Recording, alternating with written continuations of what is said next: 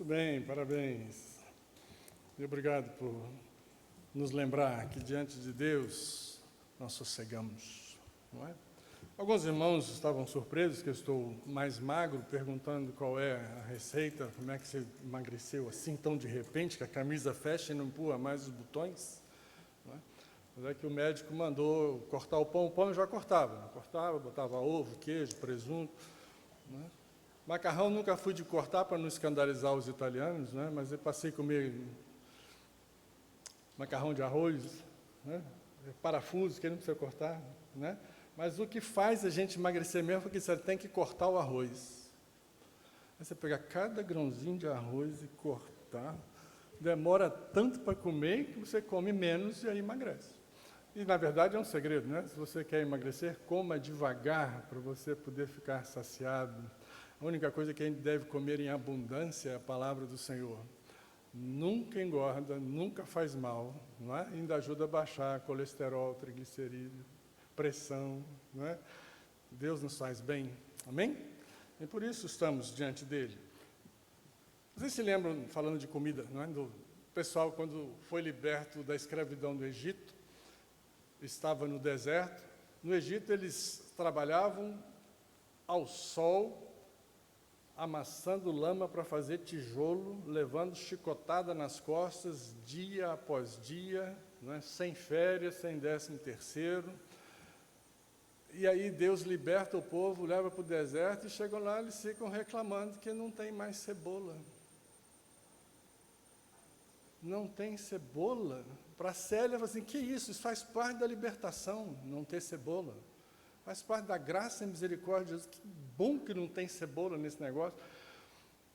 Mas o que mostra é, muitas vezes, e talvez até hoje, a humanidade não está satisfeita apenas com a libertação que Deus dá. Sempre quer mais. Quer mais na forma do culto, quer mais na aparência da adoração, quer mais bênçãos e prosperidade. Deus prometeu vida eterna. Deus cuida de nós para que saibamos viver bem aqui e dar testemunho, mas a pergunta que fica para nós adoraríamos a Deus se Ele dissesse, não vou dar mais bênção nenhuma, só a salvação e acabou. Como é que você se sentiria? É justo dizer só a salvação? Será que nós temos em conta que a salvação é a coisa mais grandiosa do universo que Deus poderia ter feito? Será que nós levamos em conta que nós não somos nem um pouquinho dignos de ser salvos, que não merecemos estar diante do Senhor e receber salvação? Ninguém pode se gabar diante de Deus. Deveríamos, sim, humildemente, dizer muito obrigado, Senhor. A tua salvação me basta. Não é? Porque estamos falando de adoração. O mês de novembro é dedicado à adoração, à música, ao louvor, mas o louvor verdadeiro, ele precisa sair do nosso entendimento e não da nossa emoção. Se nós adorarmos por emoção, nem sempre vamos estar emocionados o suficiente para fazer isso. Não é verdade? Às vezes estamos preocupados com a vida, com outras coisas, com o que vai acontecer depois do culto. Então, há fatores que vão afetar se estamos adorando com alegria ou não, de acordo com o estado do nosso coração. Se estamos preocupados, se estamos enfrentando um momento difícil. Então, tudo está em nossa mente. Pergunta para hoje, então, é por que adorar a Deus e como adorar a Deus do jeito que Ele quer. Se você puder, abra sua Bíblia em Romanos, capítulo 11, a partir do versículo 33. Romanos 11, 33, estou lendo na Nova Almeida Atualizada. E convido vocês a ficarem de pé para a leitura bíblica, até porque estavam sentadinhos até agora, não é? Ajuda o sangue a circular.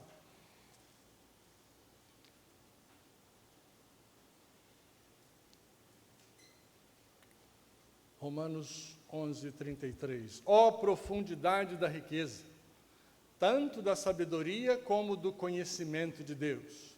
quão inexplicáveis são os seus juízos e quão insondáveis são os seus caminhos. Pois quem conheceu a mente do Senhor, ou quem foi o seu conselheiro? Ou quem primeiro lhe deu alguma coisa para que isso lhe seja restituído? Porque dele e por meio dele e para ele são todas as coisas, a ele seja a glória para sempre. Amém. Querido Senhor, é a tua palavra que lemos e é o teu Espírito que fala ao nosso coração. Ajuda-nos a conhecer-te melhor, a entender o teu propósito, a reconhecer o tamanho da bênção já recebida e que possamos, então, te adorar de todo o coração, em nome de Jesus. Amém? Podem sentar-se, queridos. Paulo menciona a mente de Deus como base para esta adoração que devemos ter. A mente de Deus é profunda em riqueza, em sabedoria e conhecimento. A nossa mente é extremamente limitada, ainda que pudéssemos acumular todo o conhecimento do mundo, tudo que a humanidade aprendeu sobre vida, ciências, matemática, física e química, tudo que nós saberíamos seria apenas uma pequena fração do que há para se conhecer. Não há comparação. Por isso, nossa responsabilidade é confiar em Deus, porque Ele sabe muito mais. Nós vivemos o nosso momentinho, Deus vê a existência como um todo, Ele sabe o amanhã. Não é que Deus espera que amanhã seja assim ou assado, como nós esperamos. Nós temos esperança, Deus não. Deus tem conhecimento, Deus tem ciência, é por isso que Ele é onisciente, Ele sabe, não calcula. Nós fazemos contas, Deus não. Deus tem os resultados. Por isso, nossa responsabilidade é depositar nele nossa confiança e submetermos-nos aos seus propósitos, mesmo que não saibamos em que a vida vai dar. Se pudéssemos fazer uma comparação, podíamos dizer que a vida é feito um Kinder Ovo. Quem conhece Kinder Ovo? Muita gente aqui não teve infância, ou não teve filho, não é? Aquele ovinho de chocolate que vem com uma bolinha de plástico dentro, e dentro dessa bolinha tem alguma coisa, não é? O chocolate é muito gostoso, vende no mundo inteiro, você encontra Kinder Ovo em todas as partes, não é? Mas ninguém sabe o que virá dentro do pacote. A vida é assim, ela existe por igual em todo lugar. Eu sempre digo, muda o sotaque e o tempero, o resto é a mesma coisa. Transporte, preocupação com família, saúde, trabalho, segurança, as mesmas coisas. Tem lugar que é melhor, tem lugar que é pior, mas a preocupação é sempre a mesma, a vida é igual, não muda.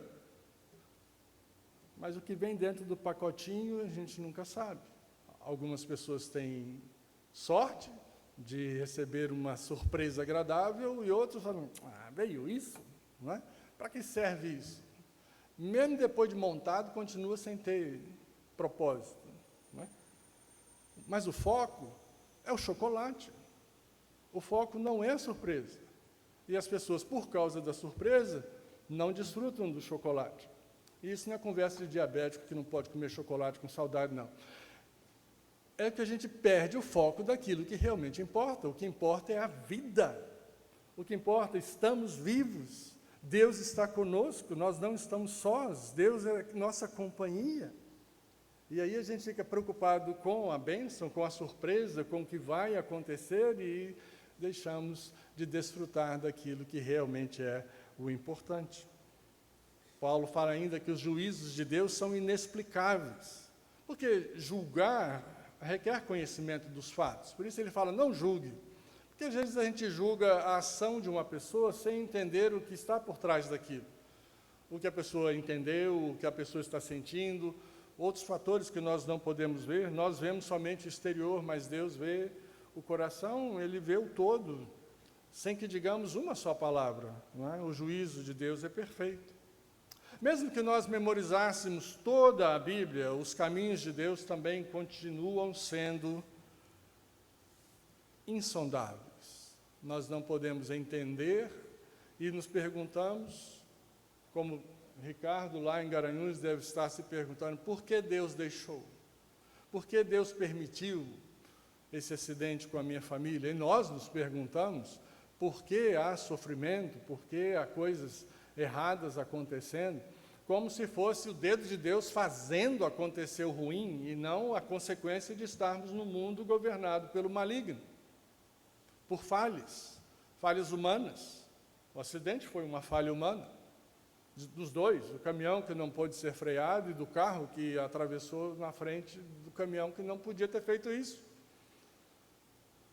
Aí nós queremos que Deus não permita que isso aconteça. E aí a pessoa interpreta Deus de acordo com circunstâncias humanas no mundo que jaz no maligno. Tadinho de Deus. Ele leva a culpa. E isso afeta a nossa adoração. Como adorar se estamos doídos? Como adorar se estamos achando que o juízo de Deus foi errado? Como adorar se achamos que o seu caminho está errado? Por isso a palavra de Deus diz que os caminhos de Deus são insondáveis. Não dá para a gente conhecer. A vantagem é que Deus não é pego de surpresa. Nada surpreende a Deus. Nós somos surpreendidos o tempo todo. As coisas acontecem ao nosso redor e temos uma surpresa atrás da outra, mas Deus nunca age de improviso. Não é? Quando Deus escreve a palavra, faz com que ela chegue até nós e nos revela o futuro. Quando Deus está nos contando o que vai acontecer, o futuro da humanidade, a volta de Jesus Cristo e como as coisas vão piorar muito antes de melhorar. Não se iluda, o mundo não vai melhorar. A igreja não vai melhorar o mundo.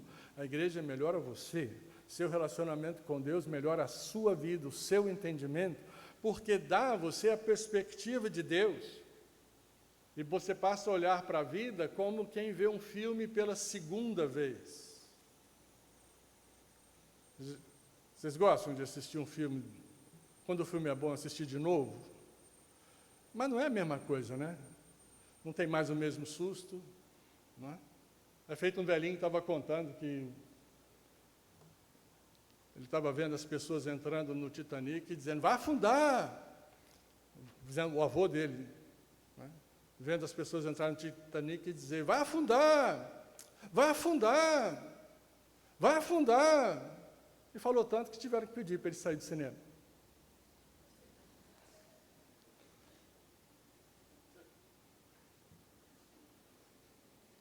Quem ri atrasado demora para entender, né? Não, ele estava rindo antes. Ver um filme de novo. A vida eu já sei o que vai acontecer, isso não me surpreende. Eu não vou ficar como quem fica politicamente irritado, deprimido, com as coisas que acontecem na política, com as coisas que acontecem na cidade. Mas você já sabia. Não confunda decepção com irritação. Nós ficamos, sim, decepcionados com aquilo que o ser humano é capaz de fazer em qualquer esfera. Nós nos surpreendemos em ver noticiários de uma criança mostrar um arsenal de armas, dizendo que planejava ir para a escola para atirar. E um menino de 11 anos ser preso por causa disso. Isso nos surpreende. Como uma criança de 11 anos pode estar tão cheia de violência e de ira? Mas isso faz parte do que Deus disse, a coisa vai piorar. A situação vai ficar mais difícil. E isso é para que nós saibamos enfrentar o momento e não temê-lo, não ser surpreendido. A intenção de Deus é justamente nos antecipar a coisa para sabermos como reagir melhor. Não é isso que a maturidade faz? Primeira vez que você está dirigindo um carro, fura o pneu, você sai e não sabe o que é chave de roda, onde é que está o macaco, não sabe onde é que põe. Você sabe até que o macaco entra embaixo do carro, mas não sabe onde. Tem gente que bota o macaco naquele para-choque de plástico, né? Aí começa a levantar o carro e o para-choque ploft, porque tem uma marquinha na frente da roda e não atrás, dizendo onde é que... Ah, mas eu nunca fiz isso. Eu nunca troquei a roda desse carro. A primeira vez é difícil. E a segunda? Ah, não, a segunda você já sabe tudinho. Dá aula de trocar pneu. Porque a segunda vez você tem experiência. Primeiro filho. Ai, meu Deus do céu. Até né, o pai fica com medo, todo mundo fica preocupado, mas quando vem o segundo, isso é de borracha, isso não quebra não, isso aguenta a vida, não é tão frágil. Aquela coisa mais frágil do mundo que você pega, Deus fez de uma maneira que ela não seja tão frágil, mesmo que sejam duas meninas lindas, né, Márcio? Aí você diz, não é frágil nada, apronta que só.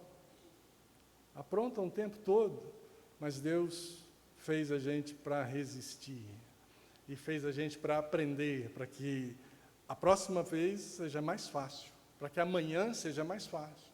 Então, nós nos reunimos e adoramos a Deus no domingo e cultuamos juntos, para que amanhã seja mais fácil. Porque ouvimos o testemunho de alguém e vemos Deus o ajudou.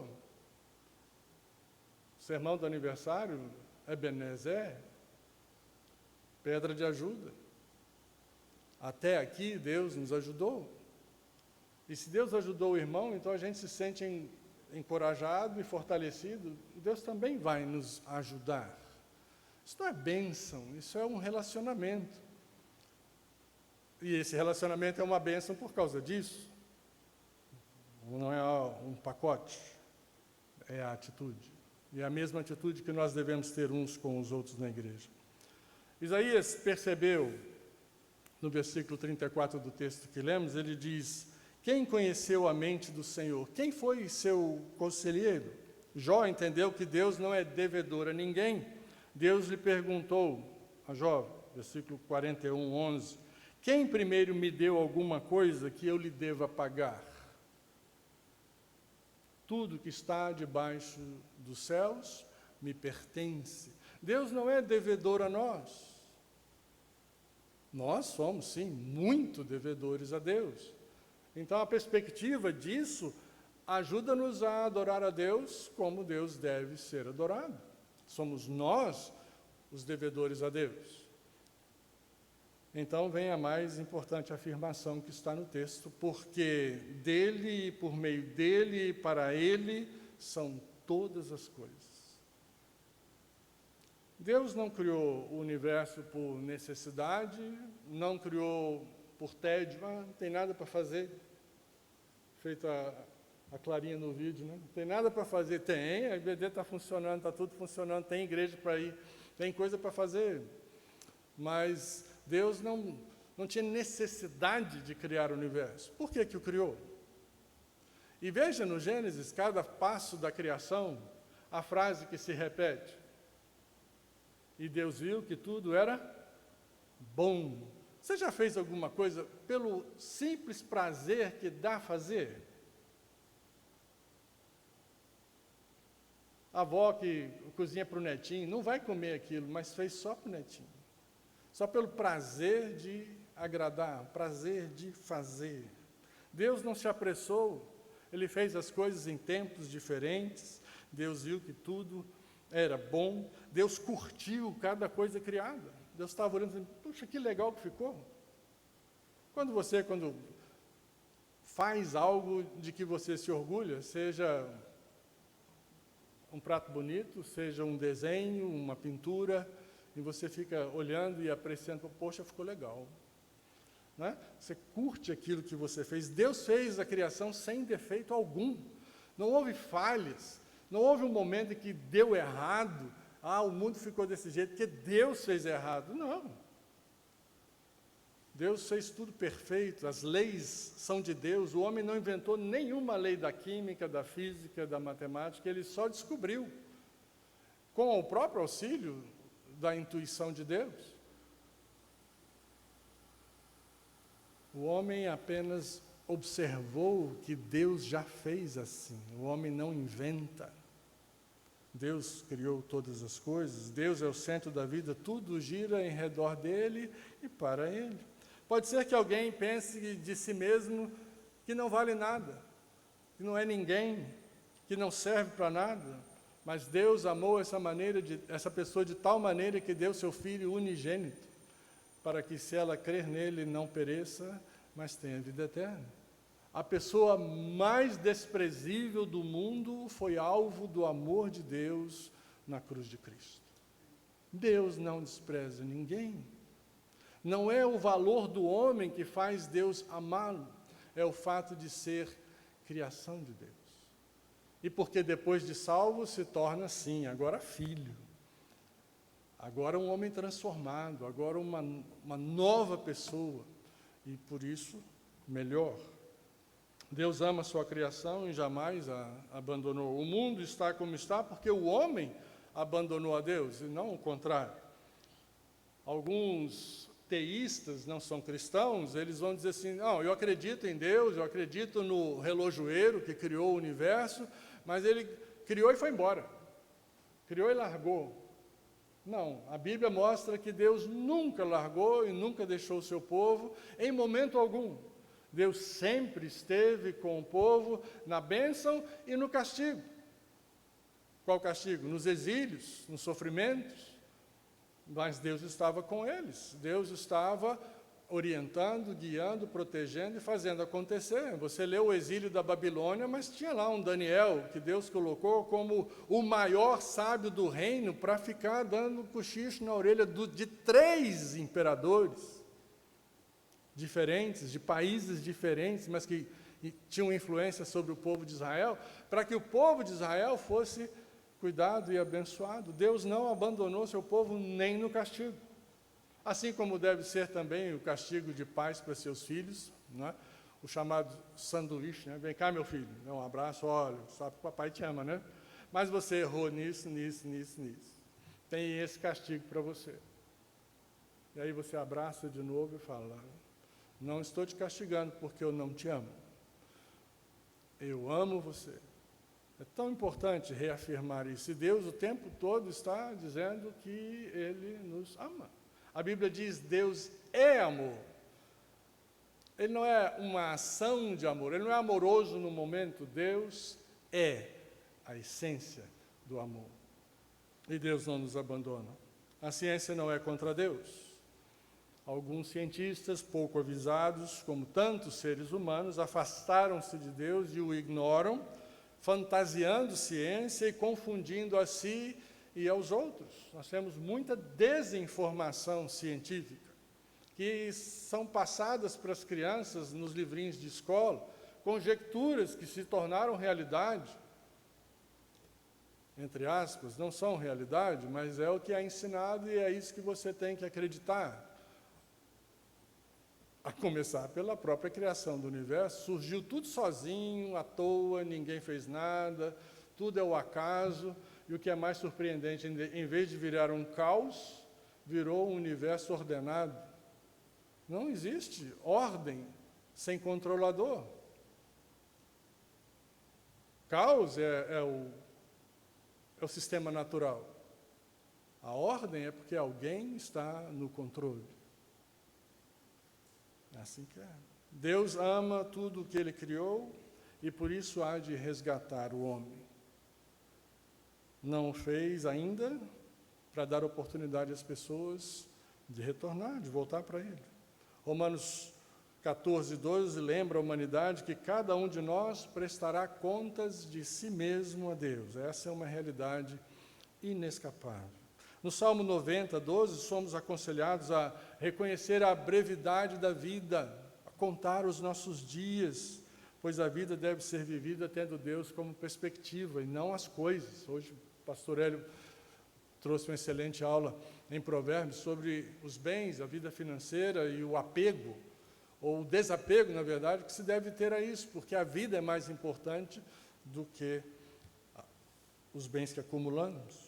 Todos nós devemos comparecer perante o tribunal de Cristo para que cada um receba de acordo com as obras praticadas por meio do corpo quer sejam boas, quer sejam más, 2 Coríntios 5:10. É Novo Testamento e está dizendo que há recompensas, ou não, para aqueles que estão com a entrada no céu garantida. Não é só a salvação. Podemos não ter bênçãos aqui, mas existem recompensas a receber lá. Ainda que sejamos salvos pela graça, não receberemos as mesmas recompensas no céu. De cara, logo no portão, entramos perfumados ou chamuscados, segundo 1 Coríntios 3:15, provados pelo fogo, logo na entrada. E aí Deus tem algo especial para nós que a gente só vai descobrir lá. Mas o importante é, temos Deus aqui conosco já, temos a sua palavra, o seu conselho, o seu Espírito, para que a gente entenda a vida, esteja satisfeito com o fato de estar vivos e podermos adorar o Senhor. Há muitos no mundo que adoram a Deus por interesse, para receber bênçãos, como se o perdão dos pecados, como eu disse, não bastasse, como se Deus tivesse a obrigação de ir além dessa bênção que não é merecida. É verdade que, como quiser, Deus vai além. Quando Ele quer, por seus propósitos, Ele vai além, mas sempre com a intenção de ganhar vidas em Cristo. Deus não nos deve coisa alguma, nós é que somos devedores. E se entendermos isso, podemos adorá-lo como Jesus quer que façamos. Veja a capa do boletim de hoje. Jesus se encontra com a mulher samaritana e ela lhe diz: Senhor, disse-lhe a mulher, vejo que tu és profeta. Nossos pais adoravam neste monte. Vós, entretanto, dizeis que em Jerusalém é o lugar onde se deve adorar. Disse-lhe Jesus: mulher, podes crer-me que a hora vem, quando nem neste monte, nem em Jerusalém adorareis o Pai. Mas vem a hora, e já chegou, em que os verdadeiros adoradores adorarão o Pai em espírito e em verdade, porque são estes que o Pai procura para seus adoradores. Deus é espírito, e importa que os seus adoradores o adorem em espírito e em verdade. João 4:19-24.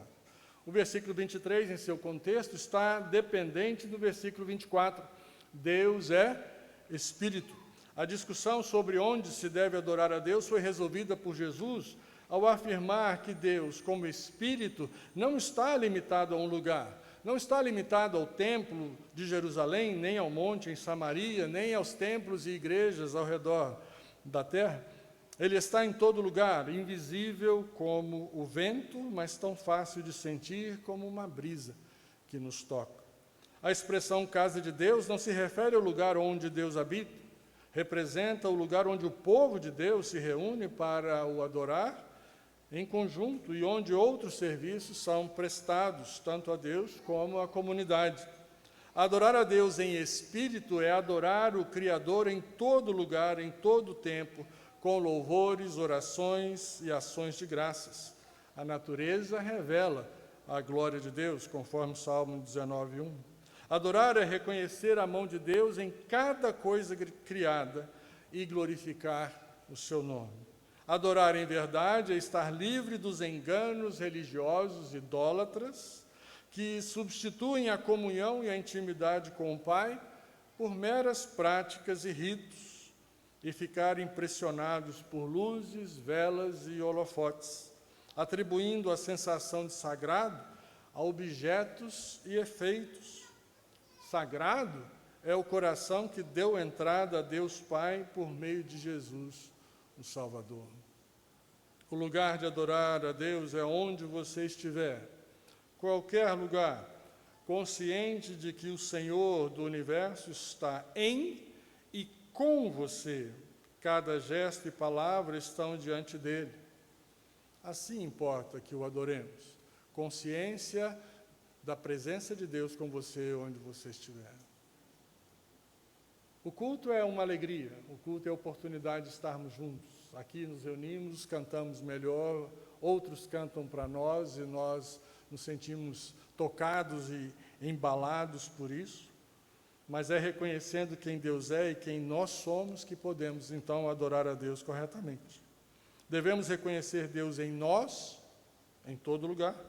Isso nos leva tanto à santidade como à consagração, porque sabemos que Deus está conosco. Se você está consciente da presença de Deus do seu lado, você não quer se envolver em atividades pecaminosas, naquilo que não agrada ao Senhor. É simples assim, Deus está aqui. Deus está aqui.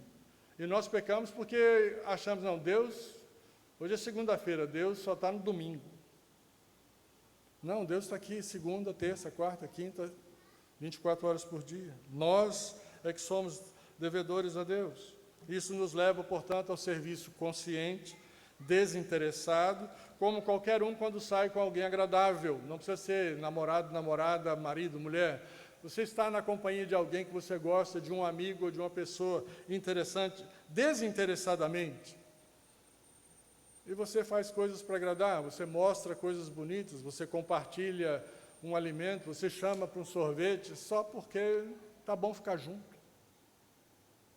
Não tem segundas intenções, é só gostoso, é bom. Bons amigos são para isso. E Deus é sempre a melhor companhia, amém? Por que, então, devemos adorar a Deus? Porque Ele nos dá bênçãos. Já não nos deu a bênção maior, que é a salvação em Jesus Cristo? Não é suficiente que não vamos mais para o inferno, mas vamos morar na casa dEle? Não é suficiente que Ele tenha nos dito, olha, até você vir para a minha casa e ficar tudo bom, vai ter uma jornada difícil aí no pedaço. Vai ter que ralar, vai ter momentos tristes, mas nada disso pode mudar o lugar para onde você vai. Nada disso pode alterar o fato de que você é meu filho, me pertence e vem para onde eu quero que você venha. Em suma, adorar é andar com Deus, reconhecendo quem Ele é. Deixe Jesus ter o controle de sua vida. Se você ainda não fez um pacto com Deus por meio de Jesus, não saia daqui sem tomar essa decisão. É a decisão mais importante que você pode tomar na vida. Se você já é um crente, purifique os desejos do seu coração, seus sonhos e aspirações, porque são desvios do foco em Deus. É olhar para o recheio do Kinder Ovo e esquecer que você comprou um chocolate. Se você quisesse comprar um brinquedo, comprasse um brinquedo. Você comprou um chocolate, desfrute dele. Deus te deu vida, desfrute dela, desfrute da companhia dele. Adore a Deus mais e peça menos bênçãos para si mesmo. Ao contrário, seja você uma bênção. Vamos orar. Querido Pai, Tu és querido, Tu és o nosso Pai amado. Jesus nos ensinou a Te chamar assim. Não simplesmente um Deus super poderoso como Tu és, isso é fato. Mas o fato maior que Tu és esse Deus todo-poderoso que nos ama, que nos quer, que nos atrai com benignidade e que tem muito mais para nos oferecer, não necessariamente em bênçãos aqui, mas aqui também, para que nós nos esqueçamos deste mundo e nos lembremos que a nossa verdadeira vida está escondida em Cristo Jesus, protegida, inabalável. Por isso, Te adoramos. Tu és o nosso Deus eterno, não há outro igual a Ti. Tu és o único e verdadeiro Deus, o Criador de todas as coisas, e Tu nos criaste para louvor da Tua glória, porque Te dá prazer olhar para nós e dizer: eis aqui meus filhos amados. Que nós possamos retribuir tudo isso com uma adoração verdadeira, em espírito, reconhecendo que Tu estás conosco todos os dias, até a consumação dos séculos. Oramos em nome de Jesus. Amém.